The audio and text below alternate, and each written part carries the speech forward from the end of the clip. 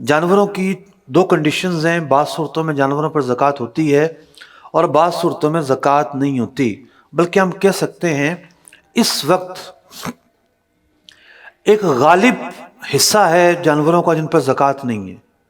آپ اس بات کو تفصیل جب بیان کروں گا ہم سمجھ پائیں گے۔ پہلے ہم دیکھتے ہیں کہ کن جانوروں پر زکوٰۃ ہے۔ وہ جانور جن کو بیچنے کے لیے خریدا ہو، مطلب شعبان المعظم کا مہینہ چل رہا ہے، بہت سارے لوگ عید پر جانور بیچنے کے لیے خرید رہے ہیں، انہیں پال رہے ہیں، ان کی جو نیت ہے وہ ہے مال تجارت کی، ایز اے ٹریڈنگ گڈس کے انہوں نے یہ آئٹمز خریدے ہیں، تو یہ تو وہ جانور ہو گئے کہ جو مال تجارت ہیں، ان پر زکوٰۃ بلا شبہ فرض ہوگی۔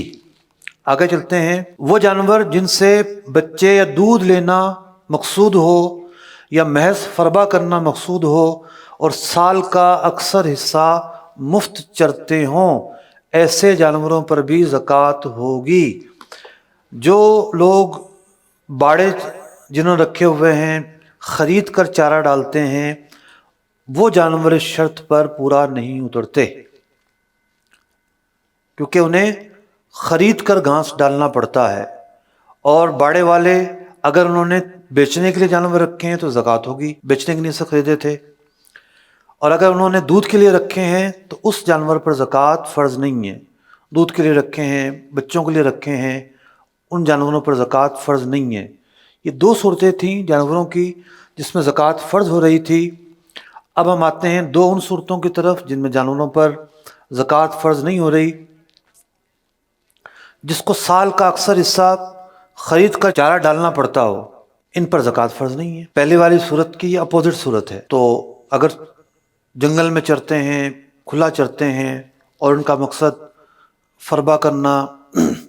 ہے اور دیگر جو باتیں بیان ہوئی تو زکوٰۃ فرض ہوگی۔ وہ جانور جو ہوں تو بیچنے کے لیے، لیکن آپ نے ان کو بیچنے کے لیے خریدا نہیں ہے، بلکہ پہلے سے موجود جانوروں کے بچے ہیں، انڈے خریدے تھے، اس میں سے مرغیاں نکلی ہیں، تو مال تجارت اس وقت کہلائیں گے کہ جب آپ نے بیچنے کے لیے خریدے ہوں، اس میں خریداری تو پائی نہیں گئی، یہ تو افزائش ہوئی ہے، تو ان جانوروں پر بے شک آپ بیچنے کی نیت کریں، ان پر زکوٰۃ فرض نہیں ہوگی، کیونکہ جو شرط ایک ہے وہ اس میں نہیں پائی گئی۔ تو یہ وہ صورت ہے کہ جس پر زکوٰۃ فرض نہیں ہوئی۔